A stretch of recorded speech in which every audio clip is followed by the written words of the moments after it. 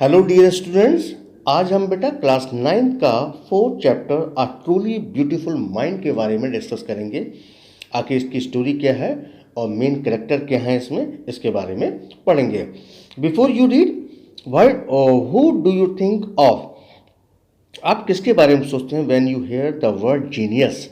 जब आप word genius के बारे में सुनते हैं तो किसके बारे में सोचेंगे? Who is जीनियर? आखिर ये जीनियस होता कौन है? What quality do you think a genius has? और एक जीनियस के अंदर किस प्रकार की क्वालिटी होती है? We shall now read about a young German civil servant. अब हम एक यंग सिविल सर्वेंट जर्मनी के में जो रहता था उसके बारे में पढ़ेंगे। Who took the world by storm about 100 years ago. और ये बात करीब 100 साल पुरानी है, जिसने संसार को एक तूफान के रूप में लिया था।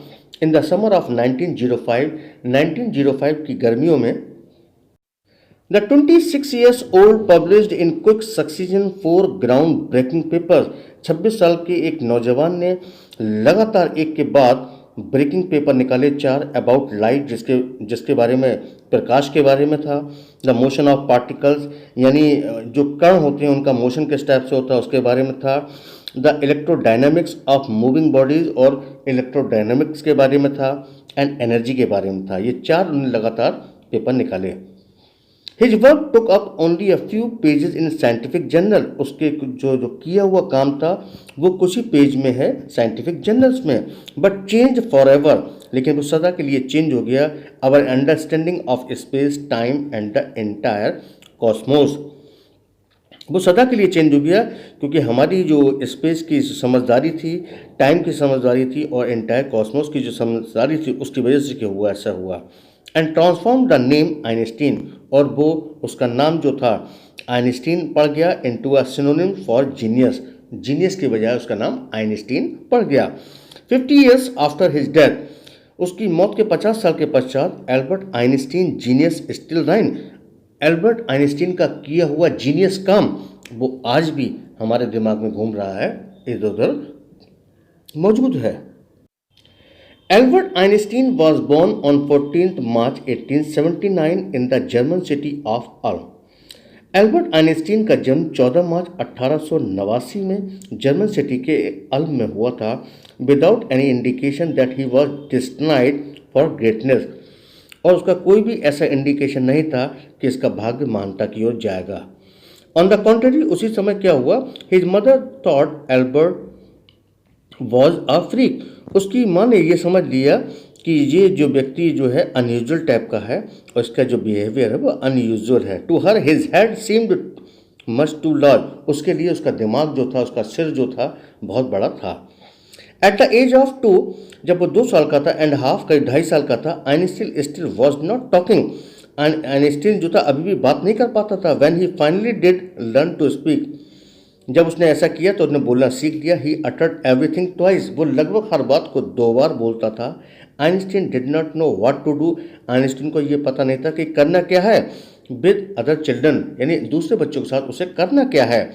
And his playmates called him brother boring, और उसके जितने भी संगी साथी थे वो उसे ब्रदर बोरिंग कहते थे।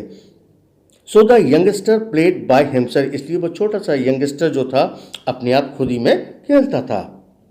मच ऑफ द टाइम, ज़्यादातर वो अपने आप खुद में ही खेलता था। He specially loved mechanical toys, वो ज़्यादातर मशीन वाले टॉयज़ को पसंद करता था। Looking at the new born sister Maja, और वो अपनी newly born baby Maja sister के बारे में देखा करता था। He said to have said, वो अक्सर कहा करता था फाइन, अच्छी है, but where are her wheels, लेकिन इसके पहिए कहाँ हैं।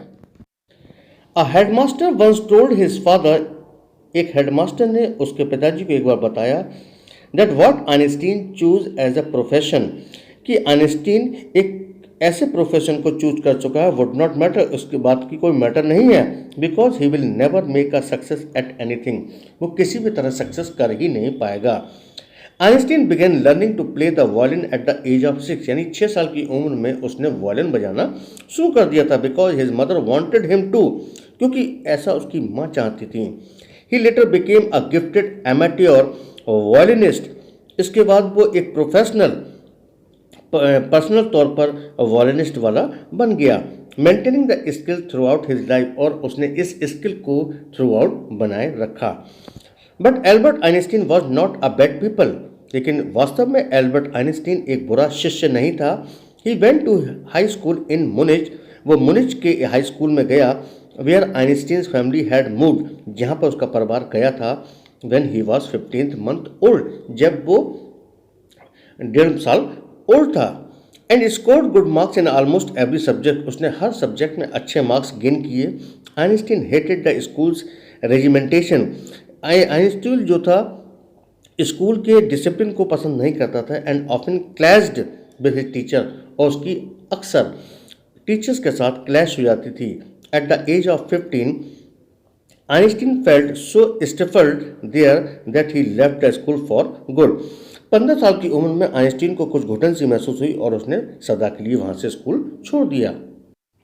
The previous year Albert's parent had move to Milan, इससे पहले के साल में एल्बर्ट के जो माता पिता थे उन्हें मिलान जाना पड़ा। And left their son with relative, और अपने बेटे को अपने सगे संबंधियों के साथ छोड़ना पड़ा। आफ्टर प्रोलॉन्ग डिस्कशन, बहुत लंबे डिस्कशन के पश्चात, Einstein got his wish to continue his education in German speaking Switzerland.